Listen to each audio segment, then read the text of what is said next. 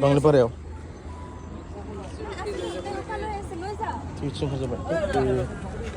accident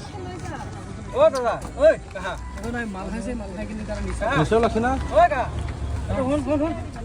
ओइ का ओइ उठाव लाखिलाय बेटारि गारि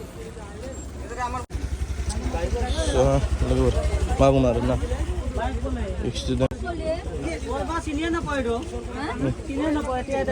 बेटारि गारियाव थिखांना नायदों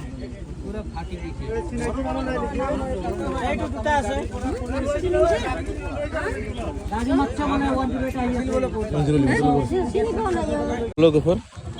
मा बुंनो लोगोफोर दा हेल्प खालामबाय 108 लिंदों ओमफ्राय जों दा बिराद मानसि जाबाय ओमफ्राय जों दा मा हेल्प खालामबावनो नङा होमबा मानसि दङ हेल्प खालामग्रा स' बिदि आरो एक्सिडेन्ट जादों लोगोफोर ना दा आं बारा डिटेल्सबो लायासै टाइम हास्लाबाखै स' एसे भिडिअ ओंखारबाय आरो ना गाज्रिमोना लोगोफोर दे हेल्प खालामनांगौ आरो ना एक्सिडेन्ट जानाय खालामदों बहुत मानसिनि हेल्प खालामदों लोगोफोर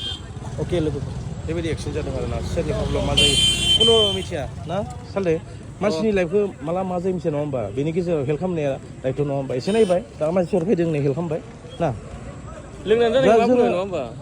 लोंदो होनना बुंदो गाइस लोंदो होनना बुंदो आरो ना अब्लाबो आरो ना मोजाङै बयबो सलाय